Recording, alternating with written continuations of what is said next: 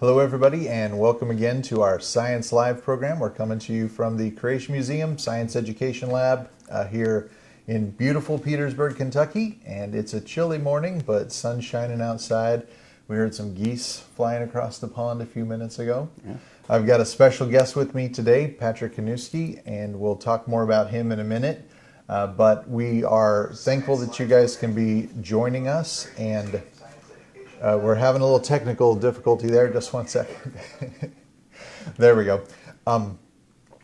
So we are going to be continuing to broadcast these programs while we're in this lockdown stage.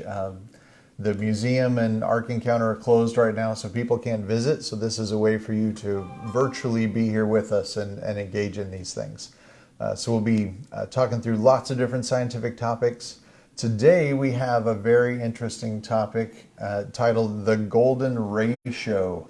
So we'll be talking through that and speaking about that with Patrick Kanuski. So Patrick, how did you come to study this idea, get involved with this golden ratio information? Well, when I was working here, I would go out periodically and visit with guests, and I had a guest walk up to me and he says, "Hey, I'm a public school teacher, a grade school public school teacher and high school, and I teach math." And he says, "You might be interested in this."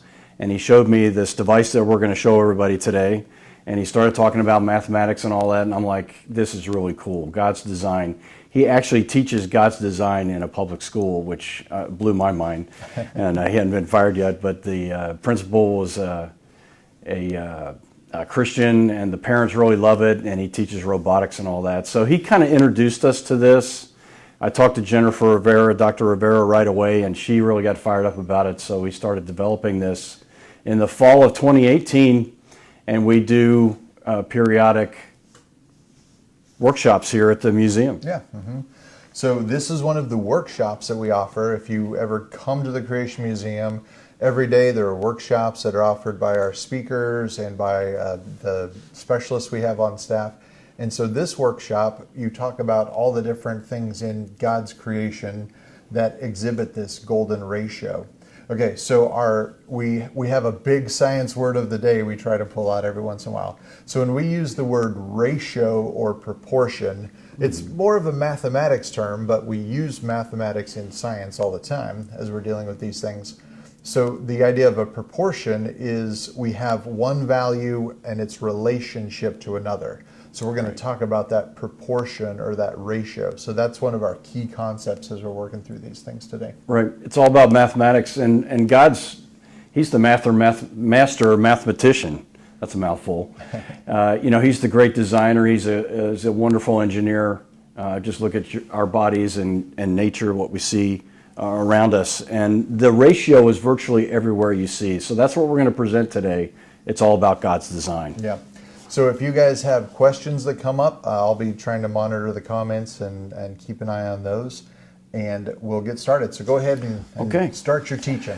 Well, first of all, what we like to cover is Answers in Genesis, our perspective about all this. We have a lot of writings about this. There's articles on our website. There's, a matter of fact, in the March-April Answers magazine, there's an article about this that we'll bring up later.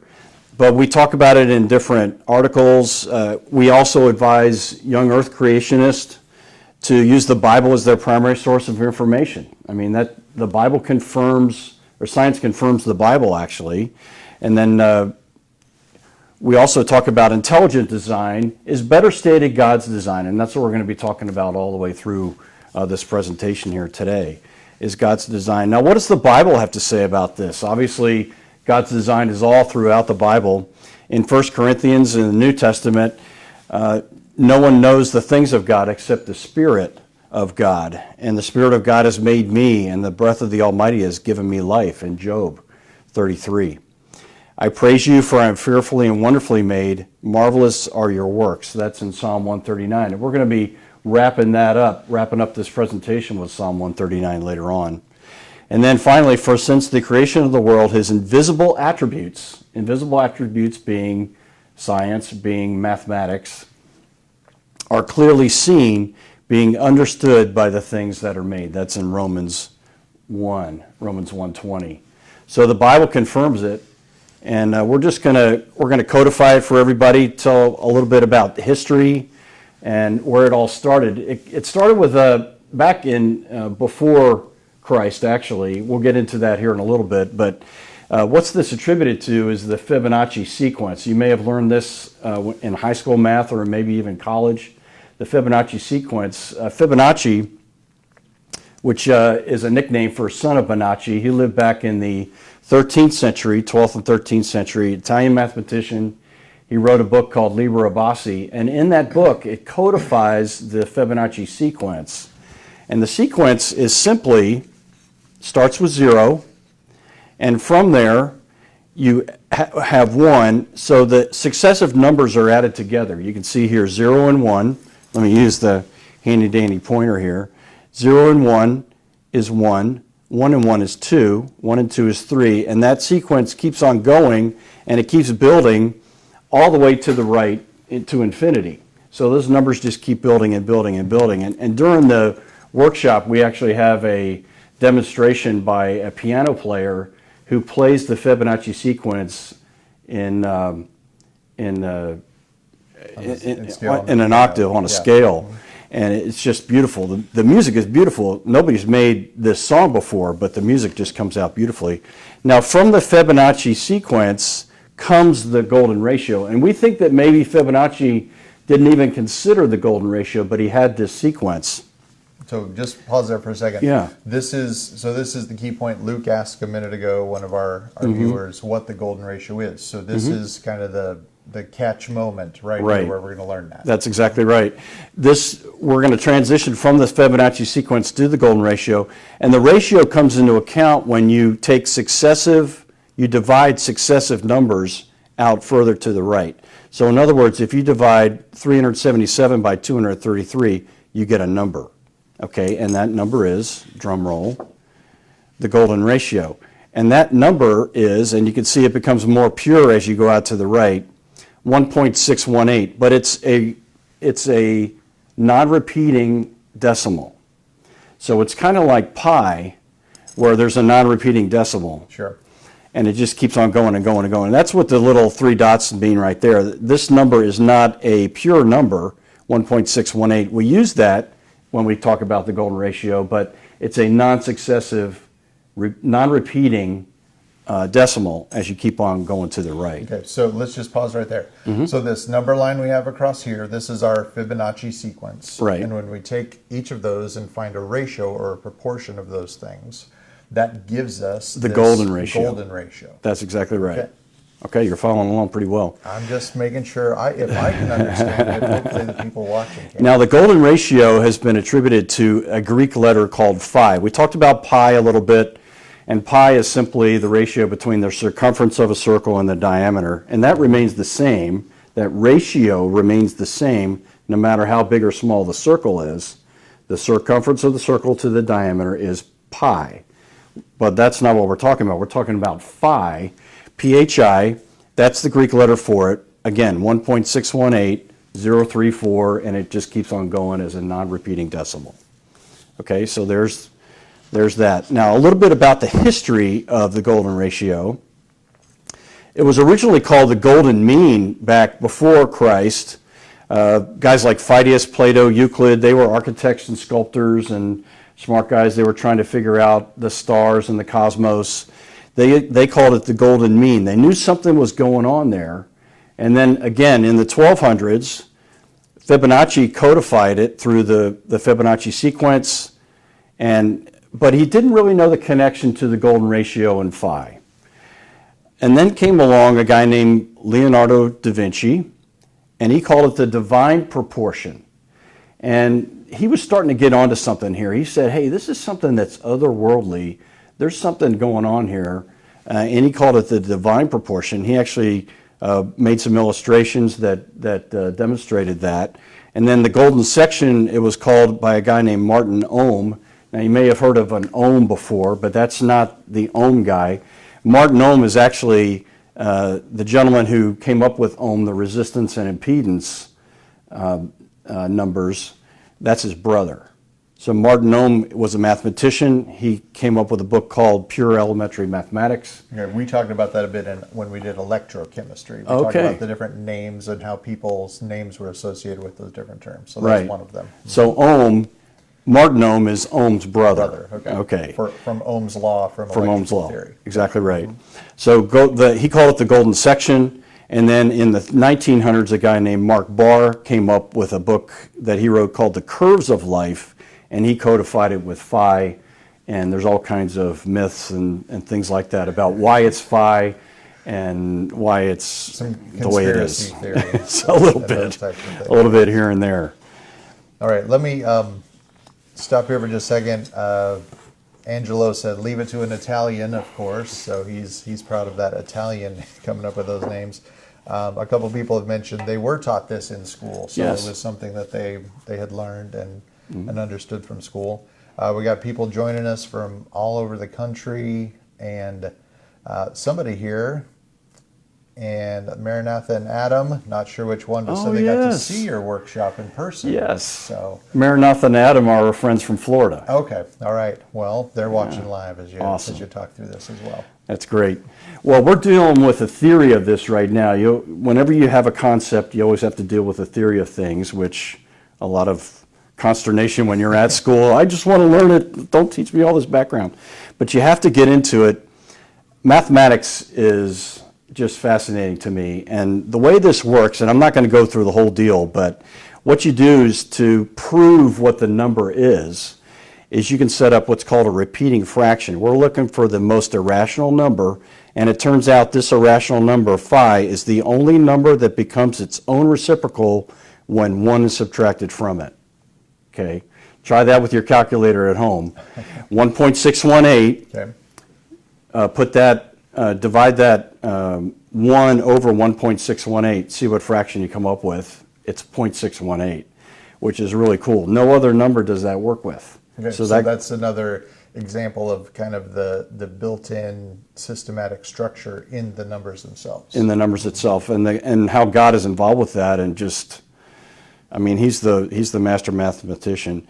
So what you do is you come up with a repeating fraction, you plug it into the quadratic formula, which I'm sure a lot of you, your eyes are rolling back of your head, thinking, hey, I never thought I'd hear that again, especially from the Creation Museum. We lost that in high school. Yeah. I didn't think we'd need it again, but. Yeah, where a phi squared plus b phi plus c equals 0, and you're looking for the unknown. Again, we're trying to figure out the number here on our own, and it turns out that a is 1, b is minus 1, c is minus 1, and when you plug that into the quadratic formula, you get 1.618034 repeating decimal. It's fascinating. Yeah, so it's derived as well as demonstrated in those actual numbers in the sequence. Right. So try that at home.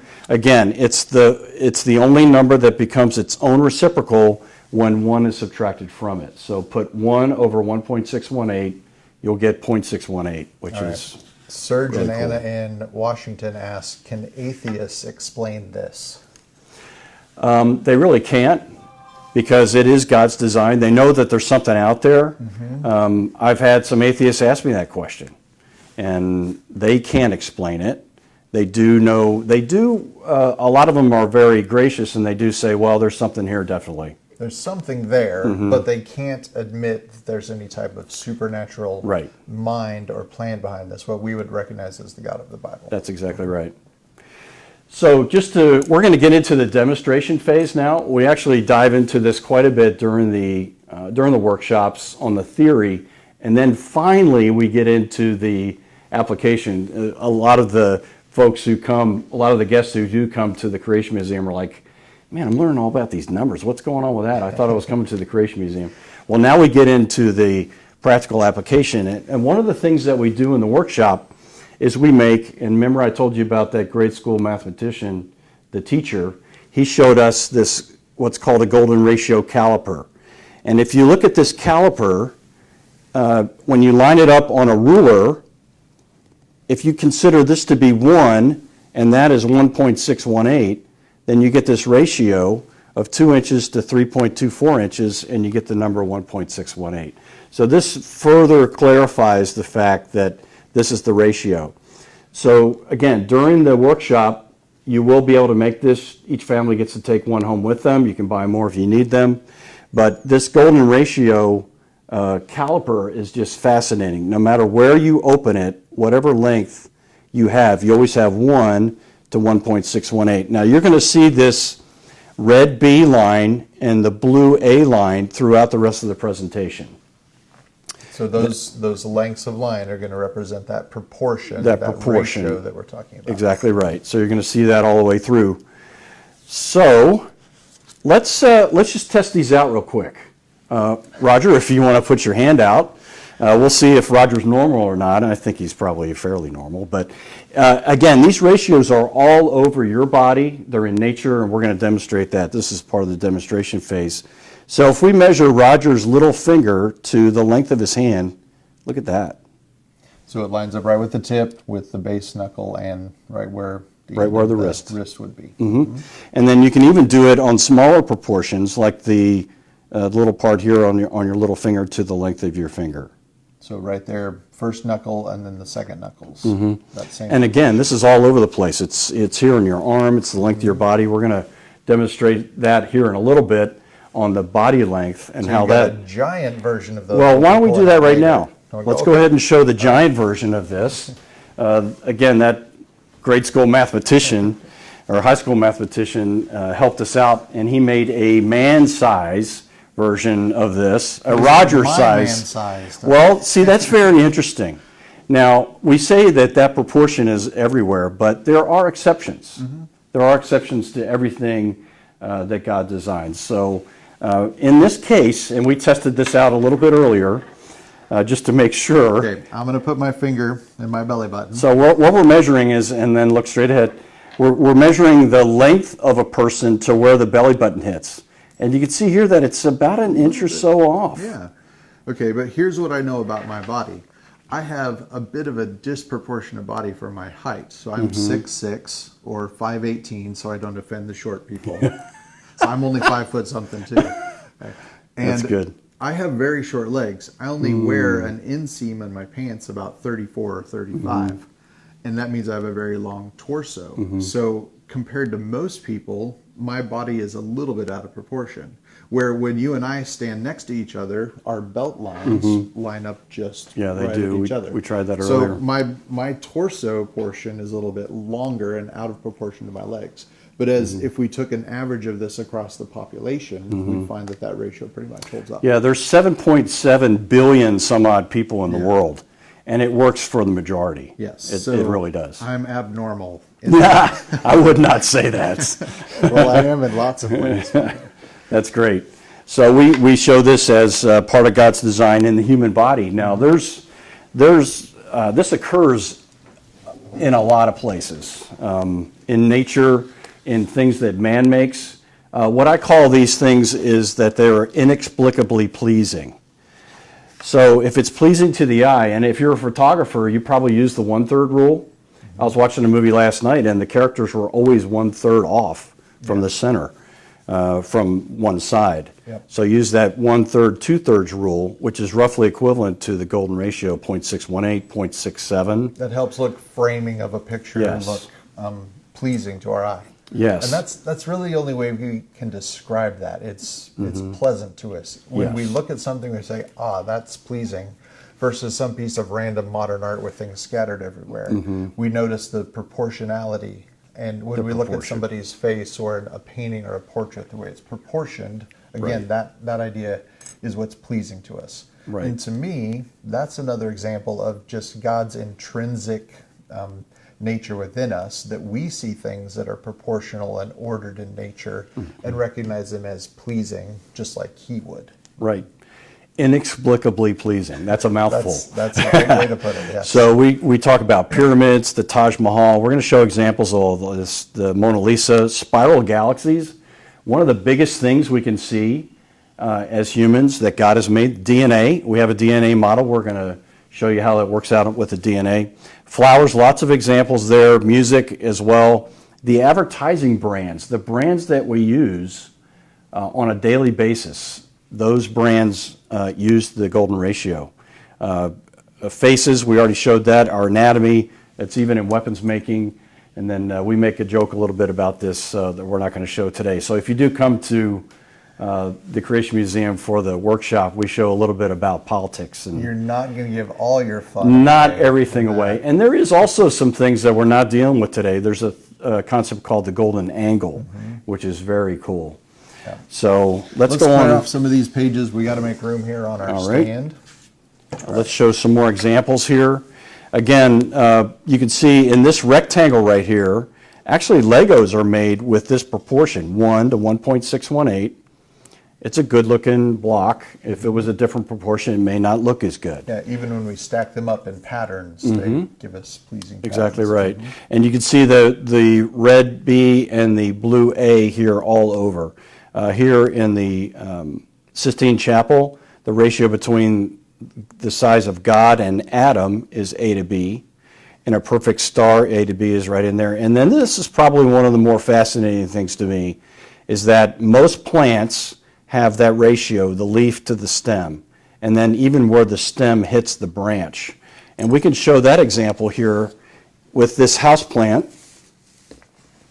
If you line up your calipers with the house plant and you look at where the stem hit, or where the stem hits the branch, So the little nodes at each step along there. every one, it lines up. I don't know if you could see that, but it's really fascinating. Try this on your plants at home.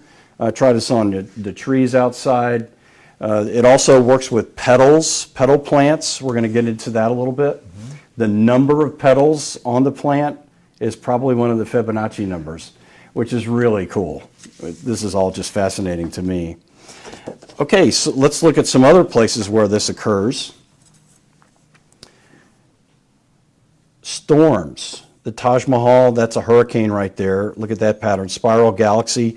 And then this again is one of the more fascinating things to me, the heartbeat. This is the R pulse and the T pulse in a regular heartbeat. That's a normal heartbeat. So between the R pulse and the T, and then I'm not a doctor, but I understand that this R pulse is the main electric pulse that goes to the ventricle. And then you have this other pulse here.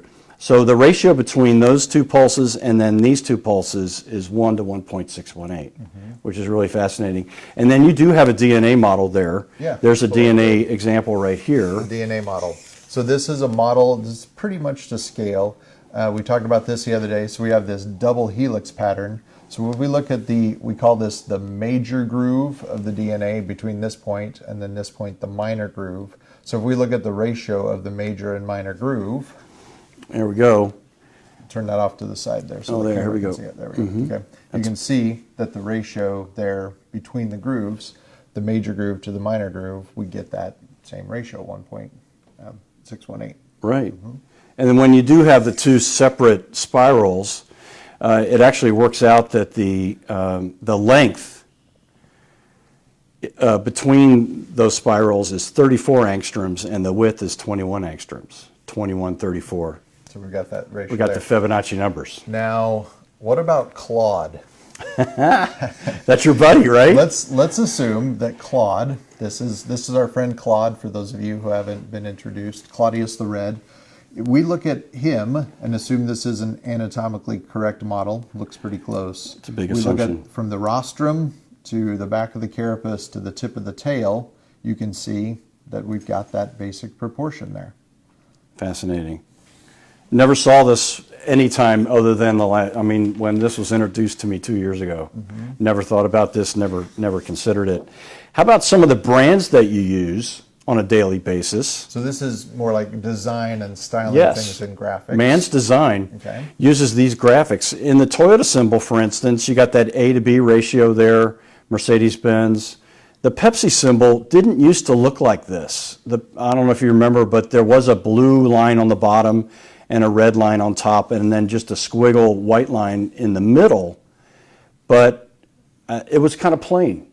But recently, I don't know how many years ago, Pepsi changed their symbol. You see that A to B ratio right there between the circles. Google, Honda, Twitter, some of the more famous things that you know about, the National Geographic symbol, the Nike symbol, and then obviously As a Apple. designer, I'm terrible at this kind of stuff, but as a designer, those people who we say they have an eye for these things, they're very good at evaluating that proportion and seeing how those things fit, and they'll use that proportionality in making things pleasing to the eye. Exactly right. Oscar Navarre, one of our painters, our main painter here, he's done a lot of the design work in the exhibit, especially at the Ark, and he's done some of the retail that we sell.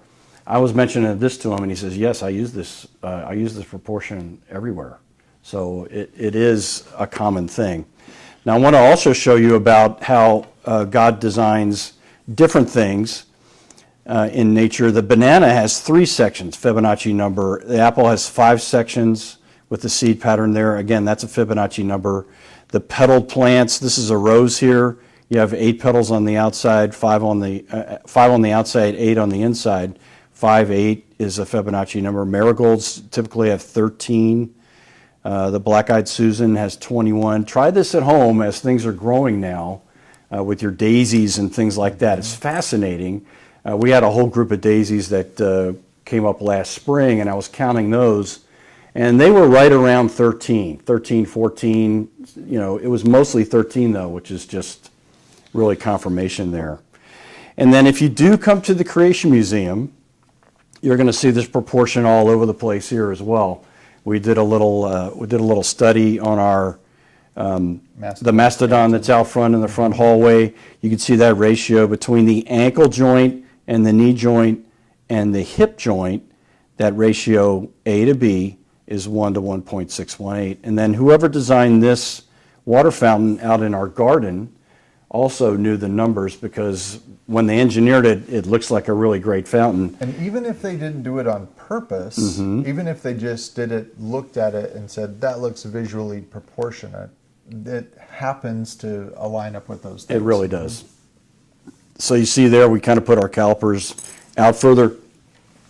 And when you do have your calipers, you can measure things out further. Hey, let's do this. Let's see on your face, Okay. the proportion of your face length to where your nose hits. Pretty close. It's very close. It's right. Actually, for you, it's right on. So your face is perfectly I'm proportionate. very handsome, obviously. All right. Well, So that's a couple for another. people are asking. Lily. Okay. Lily was asking. Lily's age 9, and she wants to try this around the house. Can people get a pair of these calipers anywhere? They're not for sale online, but they can come to the class. when they come. Right. They're basically made out of Lego Technique pieces. Lego sticks. The elements. A lot of this is aftermarket. We get a lot of it from China and Europe. A lot of this comes from Europe, and we get the parts. And part of the workshop is you actually put this together, and there's a series of slides to show you how to do it. Sorry we don't sell them that way, but great reason for you to come and enjoy one of our workshops here at the museum. Actually, if you do, who was the... Lily. Lily, if you get online and you type in, just Google golden ratio calipers, they are for sale. Some Yeah, and actually women use them to find out where their eyebrows need to be in proportion to their face. They're called eyebrow calipers. eyebrow calipers. Well, And it's there you all go. over the place. I never knew. Hey, who knew? Finally, let's show where this occurs in the Bible. Obviously, the dimensions of the ark. If you do come to the Ark Encounter, you're going to find out about the dimensions. 300 cubits by 50 cubits by 30 cubits, right there in Genesis 6. Now, if you take that proportion between the width and the height of the ark, you get that 3 to 5 ratio, which is very close to 5, 1.67. And then again, the Ark of the Covenant dimensions, 2.5 cubits by 1.5 cubits, very close to 5, that 3 to 5 ratio, 1.67, 1.618. So in God's design of the ark, we see that as well. Yeah, we see it in the ark design. Obviously, the animals that are on the ark are anatomically correct. The live ones are correct as well. So you see all those proportions in there as well. And then wrapping up, let's just go back to Scripture. Jesus Christ is the same yesterday, today, and forever. So his design is always there. It's always been there since the dawn of creation. And then I will praise you because I am fearfully and wonderfully made. Your works are wonderful. I know them full well, from Psalm 139. Golden ratio. It's everywhere. It's everywhere. God's design. So just another reminder of how God has created all of these things, and even our bodies in those proportions, how we take what God has created and make beautiful things and pleasing things from it. And so when we do that, as image bearers of God, we're imitating Him in the creation and representing Him to those around us. And another good reminder that as Christians, even in this time of struggle and trouble, we can be representing the goodness of God to those around us, and offering them hope, offering them physical help whenever we can. So we'd encourage you guys to be connecting with friends and neighbors and relatives, especially at this time. People are going to be open to the gospel. This might be a great program to show them and help them see God's creation. So many people are saying, wow, this is so cool. I've never heard any of this stuff. So there's April and Jennifer and several others saying that. So thank you guys for tuning in. We remind you again, we've got more live programs coming to you today. So we'll have these 10 o'clock programs every weekday. Then at noon, 3 o'clock, and 7 o'clock Eastern time, we've got other speakers and behind the scenes and getting out with the animals and enjoying all those things. So come back for more of that content, and we hope to see you again in the future.